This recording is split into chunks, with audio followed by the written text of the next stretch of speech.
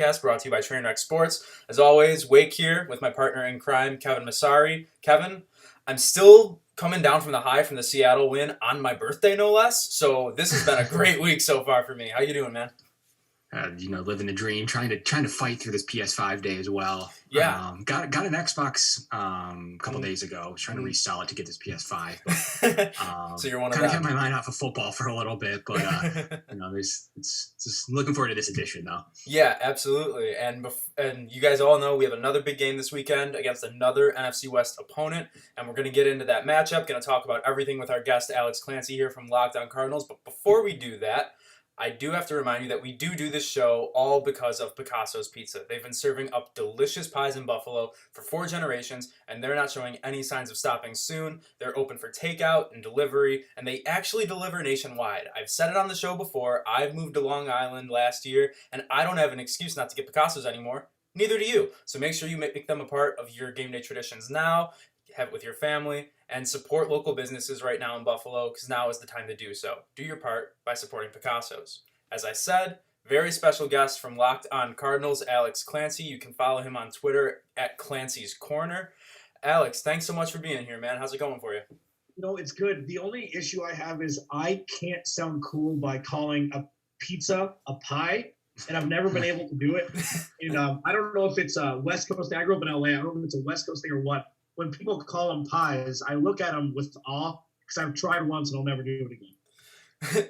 Well, I think it might be the new New Yorker in me. I'm calling them pies. I don't know. Maybe my family in Buffalo won't be so proud of me anymore. I mean, we still use pies vernacular. I mean, Buffalo pie is very unique. It's a unique pizza. Watch Barstool Sports do their whole pizza. They love coming here. Yeah. Usually when there's games going on, they bring a whole crew out for Bills Patriots game. But they love to get into our nice, thick, delicious pizza. But it's a big game this weekend. I mean, there's no way around it. Arizona's coming off of a disappointing loss to Miami, one where I would say 95% of Bills fans were rooting for Arizona. We want to bury Miami. We want them 3-4 games out from first. We don't want anything to do with this Tua rebirth, this Tua story. And it just, that field goal came up short. I was watching the game and I was like, I've seen him hit longer than 49 before. Zane's good. Zane's a good kicker. Yeah. So, I mean, we'll start there, kind of wrap just because there's interest there in that game. For Bills, Bills fans rooting against Miami, and then Arizona being their next opponent. Lots to digest. I've listened to your podcast.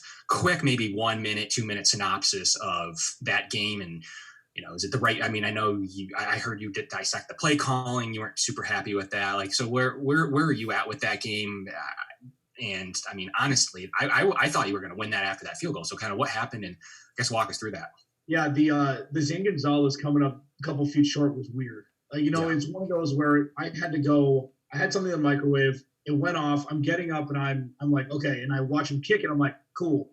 And he split the uprights, and the fact that it came up short was weird. When it came to the play calling that my host and I talked about on Locked On Cardinals, was when you're so decimated in the secondary, especially the DBs, which is, what the Cardinals were, where they found themselves, whether it be Byron Murphy on the COVID list or Drake Patrick, who was signed a few weeks ago, just out with an injury. You couldn't really tell if it was Tua just, arriving in the NFL, whether, it's his second game. So people didn't really necessarily see that happening that quickly because nobody had seen him on the field for 18 months or so. Or if it was just the secondary of the Cardinals being as it was, probably a fusion of both. The play calling when it comes to Cliff Kingsbury has been a hot button issue pretty much since week 1 of last year.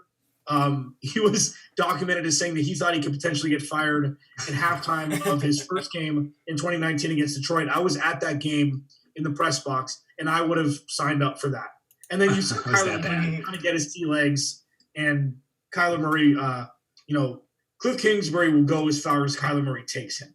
It's like the antithesis of Jared Goff will only go as far as Sean McVay takes him. It's flip-flopped with Kyler and Cliff. Kyler is Cliff's meal ticket, but the issue with it is Cliff Kingsbury being the offensive coordinator and the play caller and the head coach, it seems to be an overwhelming task to him at times. It's like watching 8 different clips of the same show, but have them all be different episodes at times. So it kind of tells the same story with play calling, but it can be very, very jagged and non-fluid, and that's what we see. Like, I mean, you see synchronicity with long drives that lead to touchdowns, and then you see 3 and outs of like, I mean, they couldn't even catch their breath on the field before having to come off the field and punt. So yeah, the play calling has been a bugaboo, and it's continuing to be so, regardless of how talented the Cardinals' offense is, especially compared to recent seasons. Yeah, and kind of going off of that, like one thing I look for as like a fantasy, player, as someone who just hates when players are misused in, whether they're just not playing the right player at times, is the running back room in Arizona, and I think this could be a good segue into talking about the offense. From my eyes, and maybe I don't watch enough Arizona football, but it seems like Chase Edmonds looks like the better back for you guys sometimes. It seems like Kenyan Drake is almost having like similar to what Melvin Gordon's doing in Denver right now, where he'll rush like 15 times, break off one long run, and that fixes his yards per attempt. Obviously Kenyan Drake's injured. He's looking like he'll come back for this game from what I've seen. What do you expect like the split between those two to be like, and who do you think is the more talented back? Well, it's a good question, and I was wrong. I think Chase Edmonds is the most talented back, and you can make the foundation of that just versatility, whether it be out of the backfield, catching the ball or running the ball. Mm-hmm. He's got a burst that's kind of underrated. He's big. I mean, he only weighs 3 less pounds than Kenyan Drake. We know it doesn't look like that. I've interviewed Chase Edmonds. It looks like he could fit in my pocket. Like, he is short, but he is stout and very strong, very cerebral. Mm-hmm. Kenyan Drake has never been a lead back. And Kenyan Drake, I mean, the flashball memory I have from him is him running the kickoff back in Alabama in the national championship game after Clemson had scored a touchdown. Like, that's what I remember. Yeah. And he didn't get a lot of time in Miami before getting traded, and they put the transition tag on him for $8+ million, and I'm not sold on Kenyan Drake yet. So to answer your question, I think Chase Edmonds is the guy, mm-hmm. but Chase Edmonds is also not a traditional between the tackles runner. True. Which is kind of causing this timeshare in the backfield, which works because there's one guy who's good at one thing and one guy who's good at the other. Kenyan Drake should be back on Sunday. They need to figure out a way to get him running north and south, put him in a position to succeed with the run blocking schemes, but he's getting better, and the offense is more efficient than we thought it would be at this point. I think the acquisition of DeAndre Hopkins has helped, and Christian Kirk kind of taking his third year and coming into his own, and obviously Kyler Murray elevating his game. But when it comes to the running back room, it's Kyler Murray. Yeah. Mm-hmm. That's the running back room. And that's kind of the whole weird mind screw of all of this, because we expected him to run more, but we didn't expect him to be on pace to break these records. Like, the over-under in Vegas was 499.5, and he already beat it through 8 weeks for rushing yards for him. So yeah. He's the lead back, which kind of it's like having a point guard be your leading scorer in basketball. It kind of stalemates everything else, because you have one guy supposed to be a facilitator, but he's also the guy that's leading you in a specific category. So we look at it as a room, and they're top 10 in the NFL with Kyler Murray's rushing yards included. Yeah, and I think one thing I enjoyed was your rant on Andy Isabella. I thought that was very entertaining. Just as an outsider, unbiased, just listening. No dog in the fight. I did enjoy that. I was watching the game, like I mentioned, before, and him to go back, that was bad. And then they called the timeout, and it wasn't coaching staff's fault. I mean, Sean McDermott would have done. I know if that was Cole Beasley, Sean McDermott would have done the same thing. But it's just such a boneheaded play at a really pivotal time, and then not to mention them missing the field goal at the end of the half and then making it again on the penalty. It was on further kick. So it was just bizarre. I mean, that whole sequence had to really irk you guys from start to finish. I mean, I could only see Bills land on fire on something like that happening. It's New England or something. But look at, talk about the receiver room in general. You kind of did what the Bills did. I mean, you have Christian Kirk.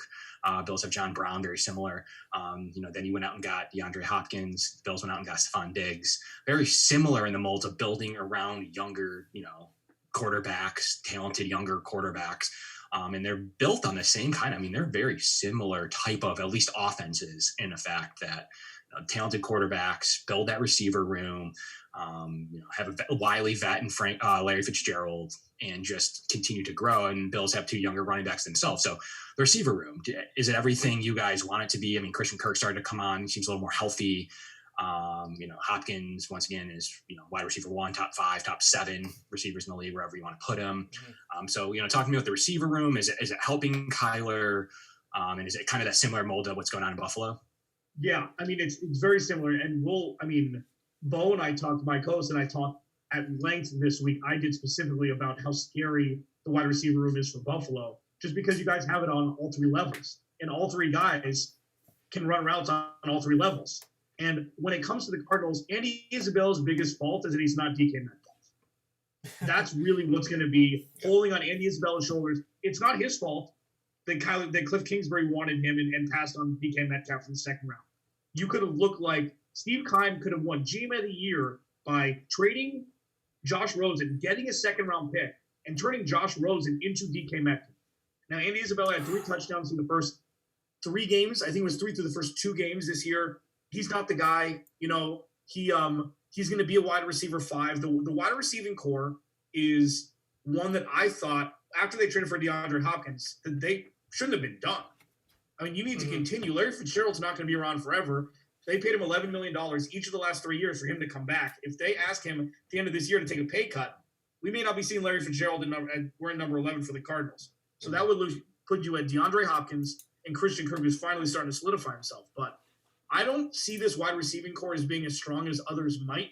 I think DeAndre Hopkins is the best receiver in the NFL, pound for pound to me, if he gets enough targets. But he only got 3 targets last week. It doesn't matter who the DB is. It's going to be your boy Tre'Davious this week, and if he doesn't get 10 or 12 targets, it doesn't matter. DeAndre Hopkins has the best hands in the game, and he's got one of the best catch radiuses. He's not a route runner like Stephon Diggs is. Doesn't really have to be. He runs with finger blocks. I mean, he just turns around and catches the ball where he wants to. But no, I don't think the receiving core is as strong as it looks like on paper right now. And they're gonna have to work on that moving forward, especially this offseason coming up. Yeah, and I mean, you see, the Bills, Trey White knows DeAndre Hopkins very well. They played in the playoffs, kind of squared off, pound for pound. Trey White was winning that battle for a lot of the game, and then DeAndre Hopkins shows up in a really tailing effort. Bills were up 16-0 late into the third quarter. DeAndre Hopkins was a big factor in Deshaun Watson being able to come back in the playoffs. So, we're all too familiar with that matchup, and it was one that we left the season with. We left the season with after being up 16-0 in command, a couple of really controversial calls. For us, it's history. And then, to the point where the Bills fans were like, well, we saw Hopkins go for a second, and we traded a first, a fourth, and a fifth for Diggs. Similar players, obviously it's paid off for the Bills. I mean, it's been a huge difference makers in their, NFL in a lot of categories. Yeah. But at the time, it was second. I know he wants to get paid.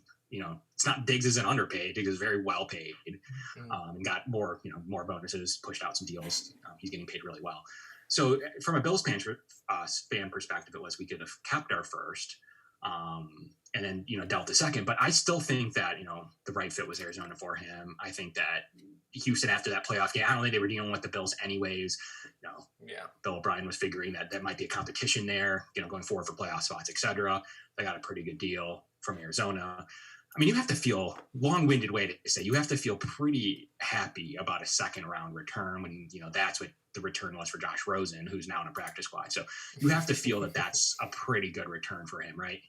So when we saw the show, the morning show that I'm the producer of, is from 6 to 10 in the morning, Arizona time. So it changes now. We're on Mountain Time. That trade, their initial report was from Schefter was at like 9:30 our time. So the show was about to end.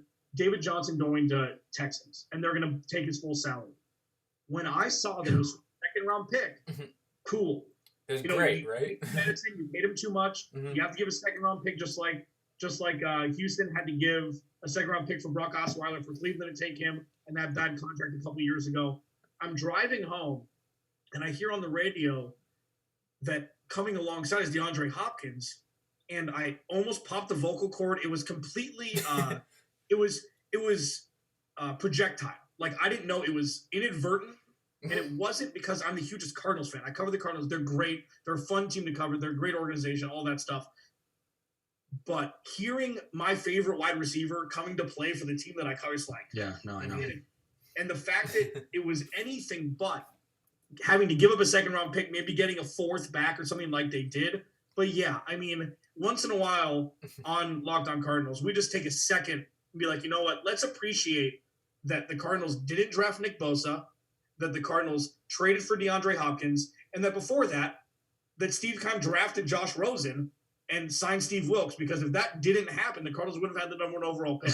Sure. So there are things that, like, I know it's a twisted, weird way to look at it, but it's like the Cardinals organization has had such bad luck for pretty much the entirety of their existence, save the Super Bowl run in the mid 2000s, where Chris Collinsworth and others called it the worst Super Bowl team ever to ever make it to a Super Bowl, and then the BA years, which were fun but not really substantive. It's like eating candy for breakfast. Like, it's cool, but it's not good for you. Right. Now you kind of see with acquiring DeAndre Hopkins, that's what teams on the rise do. And you do it frugally. They paid him, but they didn't have to give up a lot. And when you see what Stephon Diggs went for, and then you see what DeAndre Hopkins is just like Stephon Diggs is now a 1A receiver. When they traded for, he had his ups and downs in Minnesota. Sure. He was injured for a time. Adam Thielen was the guy who was Dalvin Cook. Kirk Cousins can't perform in prime time. Kyle Rudolph was one of the top guys there for a while and then fell off the cliff. He's worth his money now. But DeAndre Hopkins, I mean, come on. It's DeAndre Hopkins. It's DeAndre Hopkins. It was part of, if there was a problem with the Bills, it was that, Cooks went for less too. And Cooks seems to always be traded for a second or third, every year. But it was, similar, are we going to get that extra production, from a guy like Cooks? And the answer so far is yes. Are you going to get that extra production, from Hopkins? Obviously, no. I mean, it's going to be very similar, but it's, he's getting an uptick, and, Bills fans are ultimately happy. Justin Jefferson went with that pick there, who's had a great year himself. So that's going to be a big comparison, especially to Minnesota. Justin Jefferson with that pick, really going to be a little bit of a comparison there. Diggs is better today. We'll see, how far that along the road that continues. But not only has Diggs changed Josh Allen, Diggs has actually been very good in the community. He's been very good. He said he's learned from his experiences in Minnesota. You see it on the field, and he's unguardable. There's times, whether, whoever it is that's guarding him in the cornerback room can't do it. And then when you can, and you shade pressure that way, or you shade coverage that way, or you're in different cover 3 zones, then Cole Beasley is just wide open in the middle of the field. So, I mean, it's a pick your poison type of problem. The biggest Josh Allen defender so far has been the weather. Believe it or not, he doesn't play well in the weather. So, we get those elements here in Buffalo. It doesn't help Buffalo. So there's a lot of this, we go to Buffalo and it's raining, it's snowing, it's this and it's that. Well, that's great. And I say this to everyone, but that helps your team as much or more than it helps the Bills, because Josh Allen needs the elements to be in his favor. And we've seen that straight up. It was a beautiful day in Seattle, here against Seattle, and he was as good as anyone's ever seen. Rain against Kansas City, same field, same thing, looked awful. So there's that element to where good weather really helps him, and he plays well on the road. That's why. So people's like, why is Josh Allen good on the road? Well, the weather's good. He's in a dome. He's in this. He's in that. Completely good player. I mean, he's got a really good road record. And Josh Allen, one stat I like to throw out is 22-12 in games he started and finished. I mean, he's a 10-6, 11-5 quarterback. And that's with some bad teams that he's had. And prior to this year, even last year's team wasn't great. And he went 10-6 with that roster. So, let's get into this matchup a little bit more. And the injury report doesn't look great on either side. The Bills injury report always looks like this, very short-term injuries for Buffalo. Can you talk to me about, do you know anything going on in the Arizona room in terms of, all this with Budda Baker? He didn't participate again. They're saying, I think your defensive coordinator, so they expect him to play this weekend, as well as, you're starting guard. And a couple other names, Jordan Phillips, a guy that Bills fans know well. Anything in that room? Has injuries been a factor for Arizona this year? Has it been, obviously, you have a few key injuries, or has it been kind of that same thing in Buffalo, maybe a week here, a week there? Well, I mean, you can tell, and a lot of it's in the secondary, where Budda Baker missed the Carolina game, and Teddy Bridgewater ate him up, and then last week with Tua, with Drake Kirkpatrick and Byron Murphy out, it was a completely different defense. Budda Baker he's expected to play. This is like, and I was talking with a buddy today who covers as well, and we're looking at Budda Baker kind of rise as kind of like a Bob Sanders-ish safety, a guy who hits really hard, and he gets injured. I mean, he gets injured. Like, Budda Baker hits way harder than anybody thought he would when he came out of Washington out of the draft. The Cardinals traded up for him in the top of the second round. We saw a little of it last year on, I think it was Thursday Night Football against George Kittle. He had George Kittle twice, hard, They're like, dude, this guy is small. He is compact. He's like Darren Sproles from the safety position, and he just drills people. So I think that there's going to be these days where he's going to hit the injury report, and it's not going to be directly correlated to him playing. It's going to be a maintenance day that veterans get just because of his style of play and because he's now the anchor of the defense.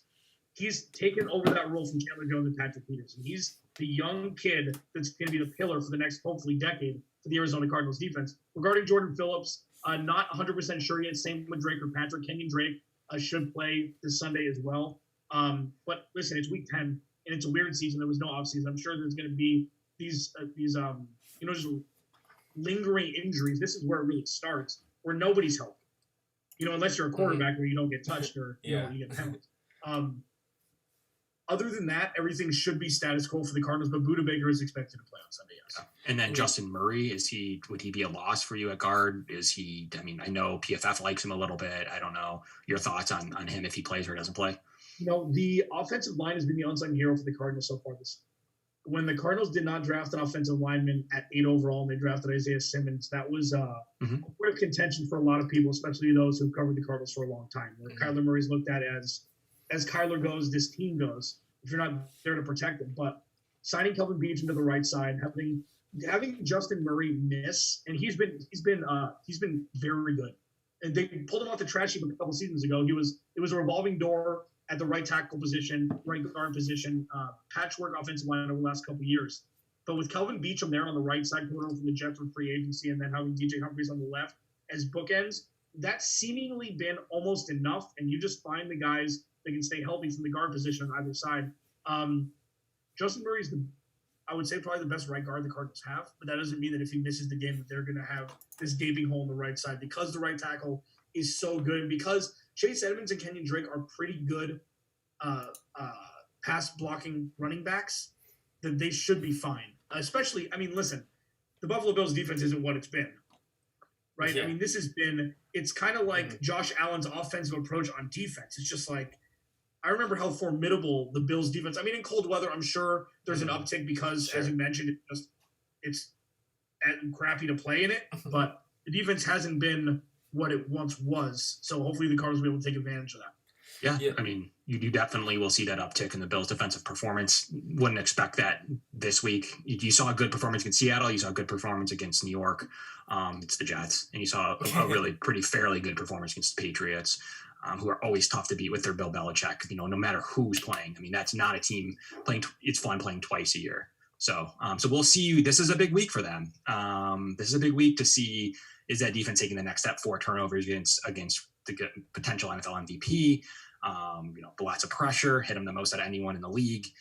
So lots of good things that come out of that. A lot of trash yardage in the end of the game. I think 150 of their yards were complete trash. It just didn't matter. We'll see. This is a big week. This is a big week for the defense to see if it's better than we think. They're fully healthy other than Matt Milano now, which is a big loss for the defense. But all cornerbacks, I think, are playing for the first time in a long time. They're all practicing together for the first time this season right now. So that alone tells you everything you need to know about the injuries we've had. You brought up Jordan Phillips, and I just want to ask, because there's a big debate going on in Bills fan circles about maybe the reason the defense isn't playing as well is because we don't have Shaq Lawson and we don't have Jordan Phillips. How has he been performing for you guys? He's had moments of totally worth the $30 million. And it hasn't been difficult, even though the Cardinals drafted Rashad Lawrence and Lecky Fotu, 2 big boy interior defensive linemen in the draft in the 4th round. Jordan Phillips is better than what the Cardinals have had over the last couple of seasons. He had 2 sacks early, and nobody really held the weight in the 9.5 sacks he had last season, because I think he only had 5 in his career before that. He had 14.5 total and 9.5 for last year. I think those numbers are right. So he's an improvement regardless, and you need a plug in the middle of the defense when you run a 3-4, and he's been great. Especially comparatively speaking to what they've had over the last couple of seasons, and that's really all that matters. You need to find a team that has a need and fill that need, and he's filled that need. He hasn't been an A+ student, but he's been way better. He's in the backfield way more than the Cardinals have experienced the last couple of years from a nose tackle interior defensive line position. Yeah, from what we've gotten here, and like the general feeling is that we're missing Star Lotulelei due to opt outs. He's the main opt out that the Bills had, and here from what I've understood is that it seems like Jordan Phillips and Shaq Lawson had their career years benefiting off of the space that Star takes up, but obviously Jordan Phillips is in a different scheme, running a 3-4. Here he was in a 4-3, so definitely can see how maybe his skill set might transfer a little differently there. And you brought up potentially missing Justin Murray. And since the Bills didn't really get to the quarterback almost all season until they got to Russ last week, and I thought I can't remember who tweeted it out, but they had the most quarterback pressures of any team in any game so far in the NFL this year last week. And so I'm not sure how that'll translate to a team with a better offensive line than Seattle, better run or pass blocking running backs, and also the second most elusive quarterback in the NFL per NFL Next Gen stats. Kyler Murray has evaded 28% of QB hits in the backfield, second to Josh Allen. So maybe talk about what concerns do you have about the Arizona Cardinals defense stopping Josh Allen? Yikes! I mean, that's a completely. I mean, he's a linebacker. He's a linebacker on figure skates. Mm-hmm. It's. When I so he was drafted 7th, right? He traded up with Tampa Bay. Is that right? Yeah, so that's right. when they were doing the draft, the four-headed monster, I guess Lamar Jackson was the 5th that nobody talked about. The fact that Josh Allen didn't make all conference in the Mountain West Conference the last year before college and got drafted in the top 10 blew my mind. It's like he's throwing 53% completion, whatever it was, low 50s in college. He didn't have many touchdown passes, 11, something like that. I remember his numbers. I'm like, what the hell is this dude doing in the NFL? And then through the first 6 weeks, you must have been thinking the exact same thing as me. I mean, this dude can't hold on to the ball. He can't pitch and catch with anybody longer than 15 yards down the field. And he throws every ball like he's trying to throw it 100 yards. Right. And the fact that this kid has somehow, I don't know if it's the quarterback coaching room in Buffalo. I don't know if it's him just working in the offseason, but what he's done in front of our eyes, I'm not even talking about the first 4 weeks of this year. That is cheat code, Madden on easy against some guy that's never played before. Let's just remove that. Let's move back to the mean here over the last maybe 4 weeks where you've seen ups and downs. The dude's just grown up. And I don't know if he's more cerebral now because they're not running the ball. So you're not relying on a running attack. I mean, I don't know. That's the answer. And the reason why, and I go back to what I said initially, was having Cole Beasley in the flat and Stephon Diggs in the intermediate to long and John Brown taking the roof off with both of your tight ends. That is a pick your poison recipe that could kill the Cardinals interior defense. Yeah, and one thing is their 10 personnel usage too. So they'll go 4 wide receiver all game. They love Gabe Davis, their rookie in the 4th round. They think he's as good as any rookie. They really do. Yep. They love him. They absolutely think he's been one of the best players in general at the receiver room. And they'll use him. I mean, they'll use him with that receiver room. He's actually he's fantastic as a 4th receiver. When everyone's healthy, he struggled when he's needed to be the guy when John Brown went down. He struggled a little bit as a number 2 receiver. But as the number 4 receiver, he just can't get covered by a linebacker or a team's 4th corner. He's been that good and was really good against Seattle too. So we'll see that momentum coming in to this game. But I think it's a defensive scheme that would worry me for Arizona, who went a lot of man free, right? From what I've understood. I think the most in the league, and that is where Josh Allen excels. It's the teams he struggled against where the Mike Vrabels drop 8, play all these zones and see if he'll take the underneath. He proved he would against New England. He'll take the underneath. They'll start to run the ball. They ran the ball all over New England. And then, Pete Carroll comes out and says, we didn't expect him to throw the ball. Well, you didn't expect Josh Allen to throw it. And then you have Brian Daboll saying, we wanted to throw it more, which was ridiculous because they ran 3 times in the first half. And I think the fewest ever in a long time and a half of football. And he said he didn't want to run it at all. So I think, Arizona's more ready that they do have a running scenario where they can implement it. For some reason, they feel like you guys are dropping off into an 8-man drop.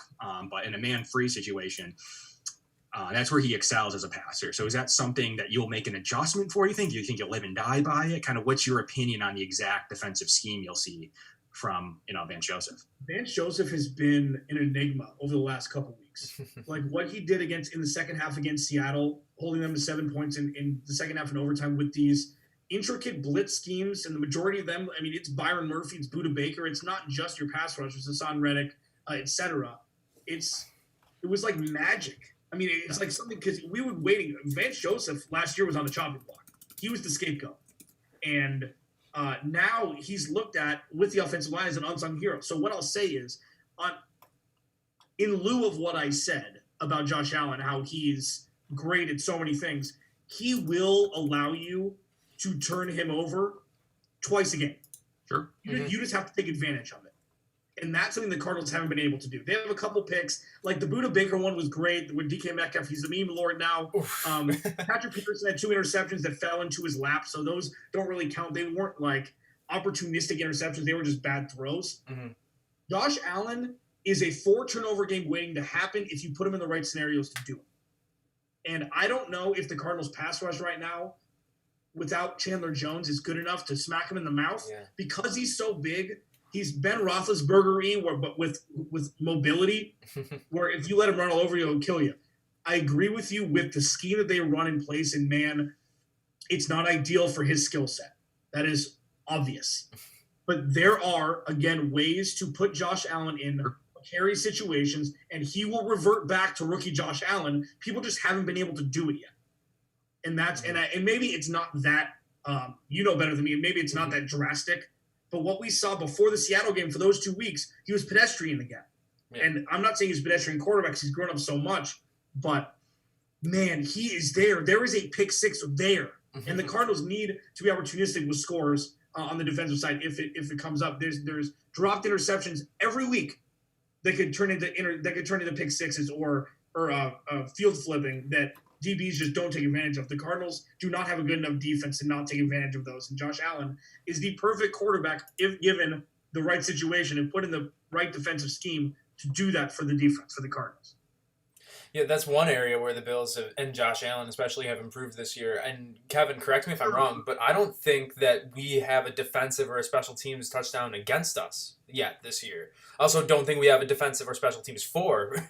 But, usually I come into this season with Josh Allen, and I didn't expect him to take the leap that he did. And I expected, an ugly pick six in the first half of the season because that's just what you're expecting to get. But it seems like his decision-making is vastly improved, which is, sometimes he felt like he had to do too much. And now bringing in Stephon Diggs, he has the confidence of the people in the room around him right now, and they have all the confidence in him. So I feel good about him minimizing those plays, but also Kevin, maybe you just real quick.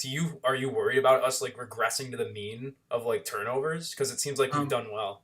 Some of the biggest misconception or faux pas or whatever you want about Josh Allen is it's his running ability that gets him into trouble. So Josh Allen will decide to tuck it. He won't like what he sees, even though he won't trust his reads. He'll tuck it and run and try to get extra yards. That's where he's vulnerable. So believe it or not, even though that 11, 12, everyone that plays Kyler Murray, same thing. That 11, 12, 15-yard run kills you. You hate it. It disappoints you. You thought you played good defense. Coverage is good. And he beats you. That's Josh Allen. So the difference, though, is that he'll go for 12, he'll leap somebody, and then he'll fight for another 3 instead of sliding. He'll fight for another 3, and that's when he's vulnerable. It's when he fumbled twice against the Jets. Mm-hmm. That's when you'll see, New England going after the ball, Tennessee. Though it's actually him putting the ball on the ground that's actually very vulnerable for Josh Allen. Through the air, he's been good. In the red zone particularly because he can run. The problem in the red zone for the defense is we don't know what Josh Allen's going to do. We'll call it quarterback power.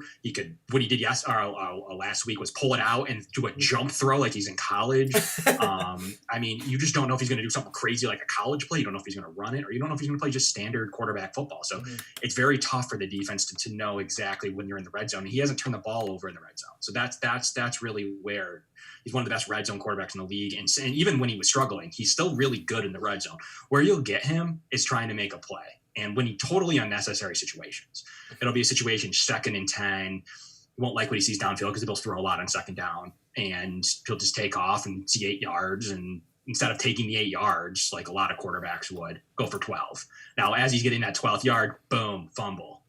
He got hit from behind. He got tracked down by DB, Budda Baker, something like a situation where he's not accounting for such a hard hit by such a physical player, that's where you're going to get Josh Allen. I'm not concerned at all with him throwing a brutal pick six because we don't really see those right now. Could it happen? Sure.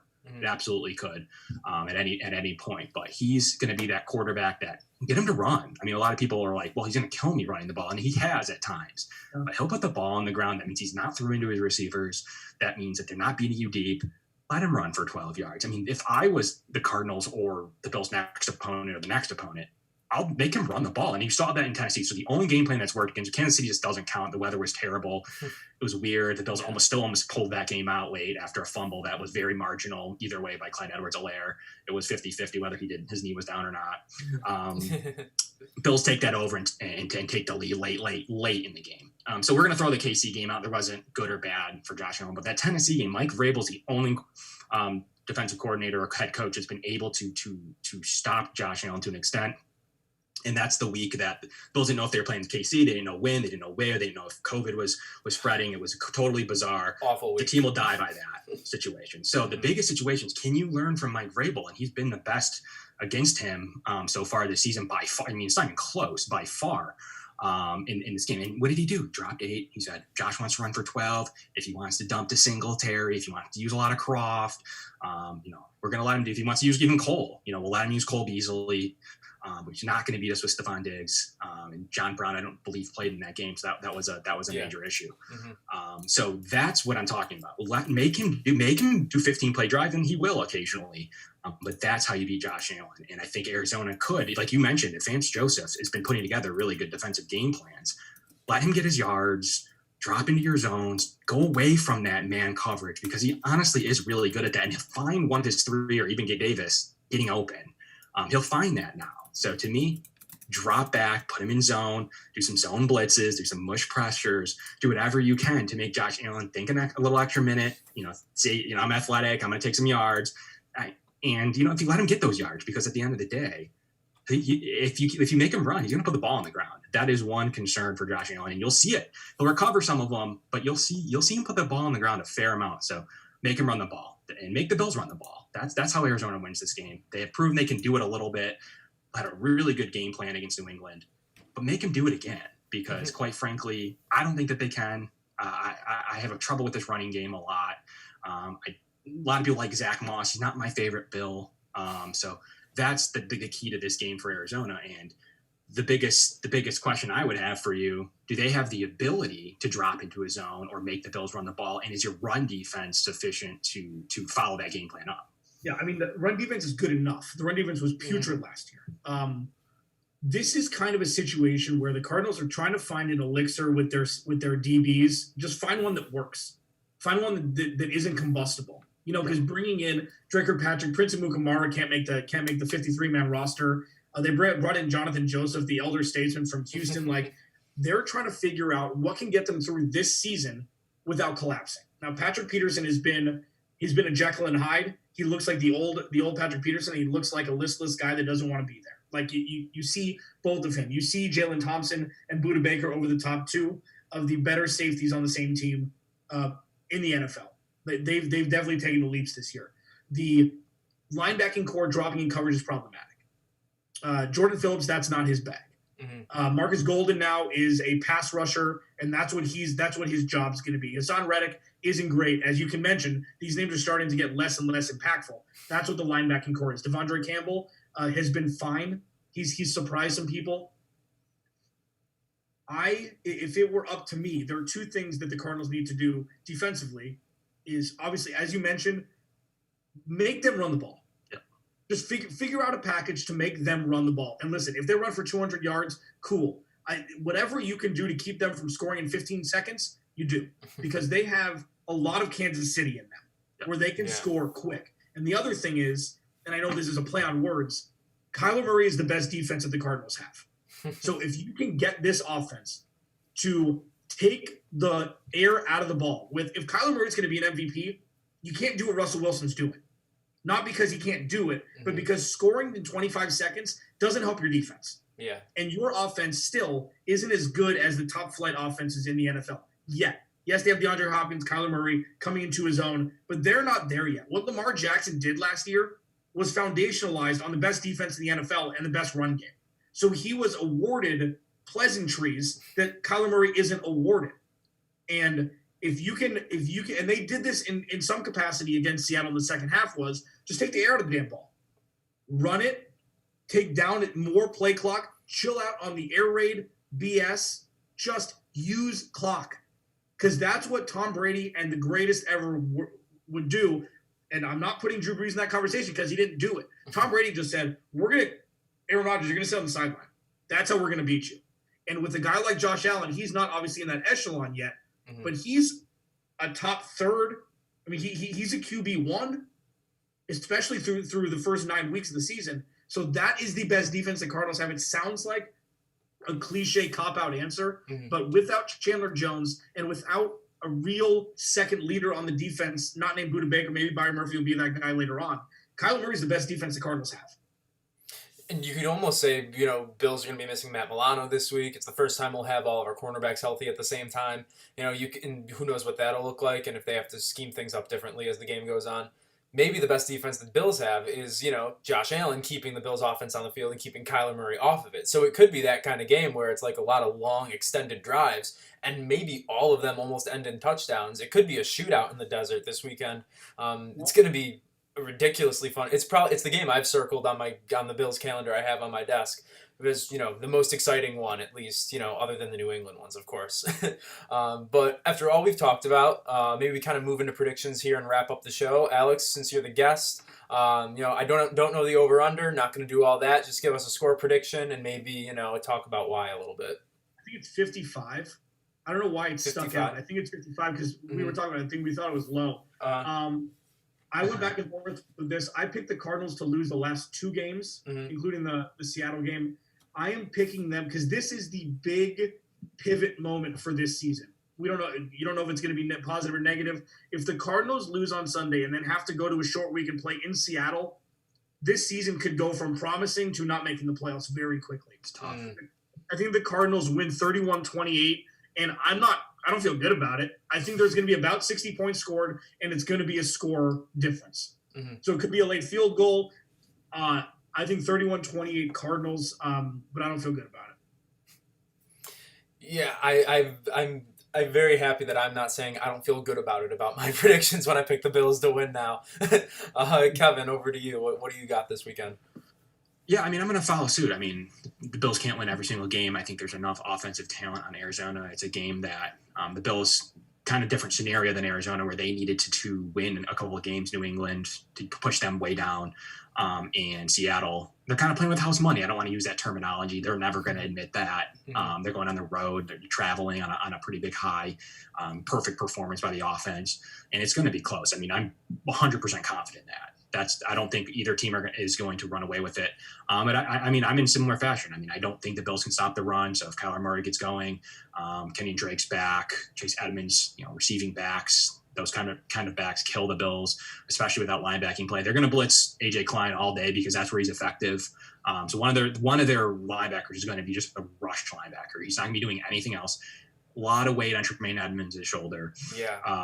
That broken shoulder. It's been better. He played really good against Seattle. It was the first time all year. So we'll see. Really the cornerbacks are healthy, so that's very, very helpful. Good timing for that. You're going to come in with 4 pretty usable cornerbacks in this game and 2 really safeties. So going well there in the Bill, and the defensive line finally got going. I don't think it's going to be enough. I do think the Bills aren't going to go 14-2. This is a spot here in Pittsburgh for the Bills where they're going to probably struggle defensively. I think the offense will be fine, but I'm similar. I have 34-28. So I think Arizona will get it done. And I've been pretty good at picking Bills games this year. So I just running on that high, traveling. They've been a good road team all year, like we mentioned. Can't win every game on the road, out of element. The later start does help them, though. I will say that, with it being a late start for them, they're playing a normal time frame from the East Coast. So we'll see. Josh Allen's been good on the road. He's been good in good elements. Offense isn't going to be a problem, though. To me, it's going to be. I don't think the Bills defense is going to be able to get it done, and they're going to pluck something from each game plan that they've seen that's been effective. I really think that the Arizona offense is going to be able to pluck the worst of the Bills. If they need to run the ball, let's just call it what it is. If they're going to throw the ball, the Bills have a good strength on pass defense. if they're going to run the ball, bad matchup for the Bills. Yeah, I'm seeing a very close game as well. I am going to pick the Bills to win. I don't think we're going to go 14-2 on the year. I'm not going to say that. But for me, if you just look at the history Sean McDermott has against mobile quarterbacks, we did lose to Baltimore last year, but it was Lamar Jackson's worst game of the season. He was under 200 yards passing. It was an efficient day for him, but it wasn't like an eye-popping game. And we held the Ravens offense to, I think, 17 points that game. Even to an extent, if you want to call Dak Prescott a mobile quarterback last year on Thanksgiving, he's not a run-first guy like Murray, but he has his legs. Russell Wilson, another guy that, Sean McDermott was able to stop, who can, make do with his legs. So I think the Bills are going to win. I think it's going to be a last possession, wins or loses it game. So it's going to be right down to the wire. I would think the Bills win 34-30. So, still in the same realm of this really high game. Tyler Bass is the rookie kicker who was shaky to start the season, but, he started to come into his own, and I feel good about him making some kicks in good weather for us to help us get the win here. But, we have two people saying the Cardinals are going to win, one saying the Bills, so maybe I'm outnumbered, that's okay. But regardless, special teams will come to play in this one. For real. Mm-hmm. The COVID could come into play. Like the Cardinals got flexed once. If Baltimore gets flexed out because of the COVID concerns that they're dealing with, we could be looking at a Sunday night football game too. It's true. Yeah, it's possible. Yeah. Well, Alex, thanks for being here, man. Really appreciate it. For any Bills fans that want to, maybe brush up on the Cardinals, where can they find your work? At Clancy's Corner on Twitter. I just Google Locked On Arizona Cardinals, and you can find us wherever podcasts are found. I do have one question before I leave, though. I'd be remiss not to ask. Of course. What would it have been like? It full circle with Antonio Brown, the report that came out that he was going to Buffalo first. Yeah. Isn't it funny how you have an Antonio Brown light now that may be more – he's a better route runner, may not be as athletically gifted in Stephon Diggs, but obviously a better teammate. I want to ask quickly before I go. I'm not trying to take the reins here. Yeah. What were your initial thoughts when you saw that report? It was Rap Sheet, right? Yeah. At like 9 o'clock at night on a Saturday. Uh-huh. What was your initial thought when you thought Antonio Brown was going to the Bills? So I was raised a Steelers fan despite being raised in Buffalo. My dad's from Pittsburgh. My brother, he's older than me, so I was always a Steelers fan before I got too big into the Bills. Bills are my number one team now for everyone listening, I promise you. But, after hearing about all the things that Mike Tomlin had to deal with Antonio Brown and how he just didn't mesh well with a single personality in that room, I was excited to have that that type of player, that name brand player. And I knew if anyone could handle, any kind of diva in the locker room, it's Sean McDermott. But I was almost relieved when I found out it didn't go through, and especially when I found out why. So when it first happened, I was on the fence about how I felt. It was one of those things where okay, ask me in a couple hours so I can actually think about it. But in the end, I couldn't be happier with how it ended up. Kevin, what was that night like for you? As a Brown fan, this is a good question because it was previous to any crazy allegations. It was. So the first initial trade was previous to anything. So it was other than him walking off in week 17. It was previous to anything prior to that. Brandon Beane said he needed a receiver one, and he proved it by going out and doing it. The compensation was supposed to be fairly low. In the mid-round pick, third-round pick, I believe was the initial theory of that choice. So to me, it was a good compensation. Needed a receiver one badly, and it would have worked out horribly. So I think the general consensus in Buffalo was that it was the biggest number one need, and that led to going out and get Stephon Diggs. And I still think they would have gotten Stephon Diggs if that fell apart with Antonio Brown, and they received a free draft pick essentially in Pittsburgh. So I was happy. The team needed it. It was their biggest hole. John Brown and Cole Beasley determined to be a wide receiver 2, wide receiver 3, as good as any in the league. So they wouldn't have had that. I mean, truthfully, that money would have been spent on Antonio Brown pre those signings. So the Bills took some heat for paying those players. They've thrown it in everybody's faces to be really good receiver 2s and receiver 3s, and they went out and got a receiver 1. So it all worked out for us, but I was pro Antonio Brown. This was before anything that came out. I thought that was by far their biggest need, and they're getting a huge game-changing player. So for me, it was needed. I was happy with it. I knew Sean McDermott could handle it, and by far, I was completely on board with it. It could have worked too. I didn't think it was the right fit, like you mentioned. He shot it down. Josh Allen, and that didn't make a lot of sense. But man, now if he wasn't a total terrible person, it would have been. For sure. Yeah, no, I mean, he was the one that ended up shooting it down. To this day, the Bills would still tell you they weren't that interested, but I think that they were very interested in it. Then they would have made that move if he didn't tell his agent, cancel that trade right now. But, it's funny now. I mean, Stephon Diggs came here with flying colors. So just even a year or two has made a huge difference in Bills' perception and being able to continue to make the playoffs. And now being the team in the AFC East, next year the Bills are going to be able to utilize their cap the way that they need to. Because they have a quarterback that throws the ball. They have all this talent. They're going to be able to pluck the talent that they need. So I don't think you'll see those players opting out of here right now. So that's the biggest takeaway is that Diggs came and been awesome. He can call someone on the phone and be like, hey, next time someone trades, for you, come here because it's changed my career. Yep, Diggs is a Bill, and that's all that matters to me. No joke, my friend Sam and I have been literally talking about trading for Stephon Diggs for 2 or 3 years before this year. So it was nice to see that come to fruition. Like when you said you were happy when, you were shocked that DeAndre Hopkins was a Cardinal. Sure. Yeah, but, it's going to be D-Hop versus Diggs, 2 leading receivers in the NFL this weekend, 2 great young quarterbacks, 2 defenses that are still kind of finding themselves. So it's definitely going to be a good game. And Alex, once again, thank you for being here. Kevin, I will talk to you on Sunday. And everybody else, make sure you tune in for the preview.